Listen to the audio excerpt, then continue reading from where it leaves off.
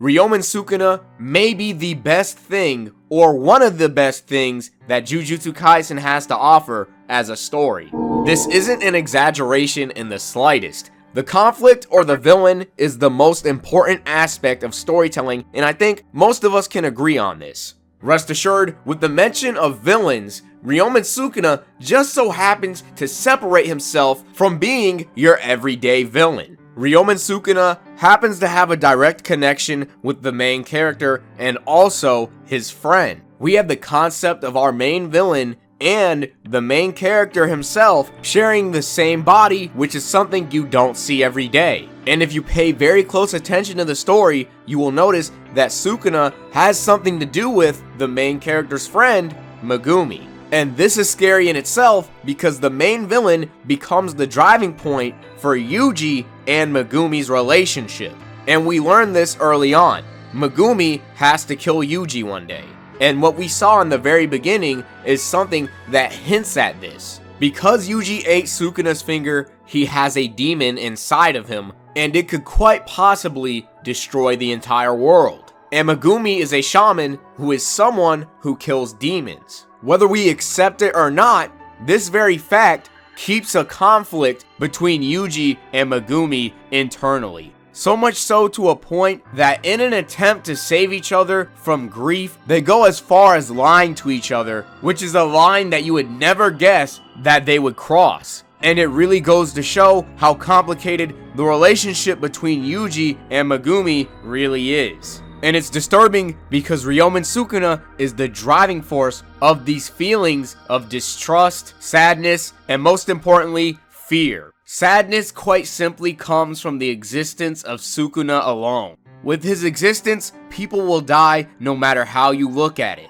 With Sukuna inside of Yuji, Yuji will have to die, and this will cause all of his friends sadness. Yet, if Yuji lives because he has Sukuna inside of him, Sukuna will ultimately kill the people around him, and this will cause Yuji and everyone involved sadness. Logically speaking, the very best thing to do would be to kill Yuji. This allows Yuji's one life to be a life that will save thousands. This is undoubtedly the most obvious decision to make, but you can't just equate life to something such as numbers. Sukuna shows how transparent this very idea is. This is what makes Yuji's death in itself so controversial, as it causes people to disagree with the practices of Jujutsu and the rules deeming that he should be killed solely because he has Sukuna inside of him.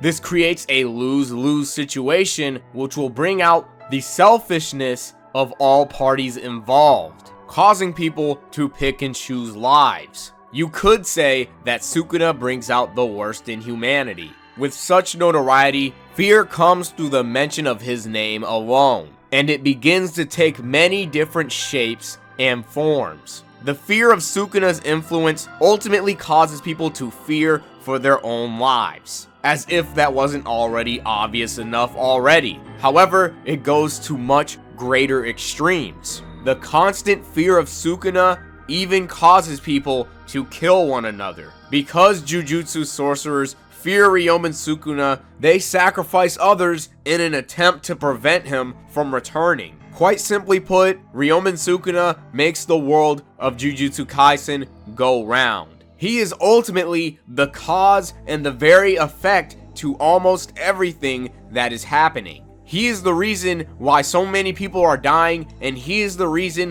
why so many cursed spirits have become more aggressive and are more keen on showing their faces. It's scary really, because Sukuna has so much power and influence without even being fully manifested into the physical realm. Megumi also happens to be the one thing that Sukuna actually shows a relative interest in, which gives a sense of mystery and intrigue that keeps us wanting to come back to the story in order to figure out what exactly he wants. And this even further expands upon the relationship between Megumi and Yuji because both characters care for one another. which ends up making Sukuna a stepping stone for understanding the true nature of the relationship between Yuji and Megumi. Yuji's life is put at risk because he has Sukuna within him, which will eventually cause Megumi to kill Yuji, in order to prevent the worst case scenario from taking place. With Megumi's bond with Yuji deepening, it's going to become a lot more difficult to kill Yuji. And to make matters worse,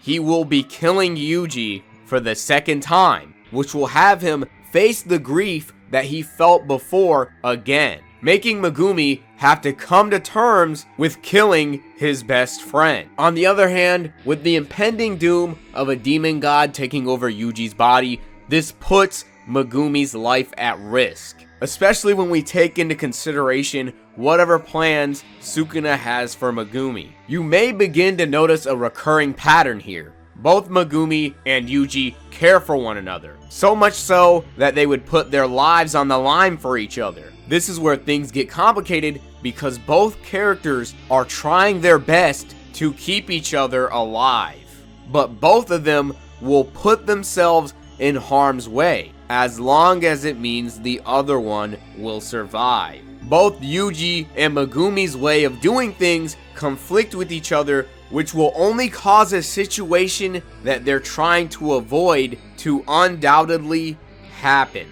It seems almost certain that the death of one of these characters is going to happen, and Ryomen Sukuna will be the very root and cause of this. This makes him terrifying because not only are characters that we expect nothing less from going to inevitably kill others and grieve, but our main characters will. And these characters are the characters that we view to be untouchable, heroic, and morally justified. These two characters end up doing evil things, doing things that we wouldn't suspect. They kill people whenever they feel as if they're morally justified. They do it out of their own desires and selfishness. It shows us that even the very people that we are rooting for aren't immune to doing terrible things. They can't ultimately escape the clutches of Ryomen Sukuna.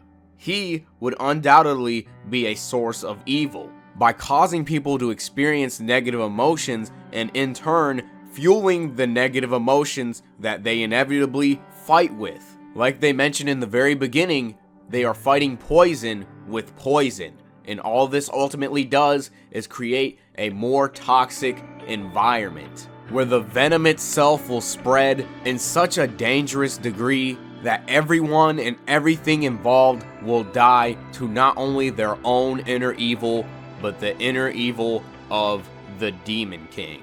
Whether we like it or not, Ryomen Sukuna is the end-all, be-all, not only for the world, but humanity.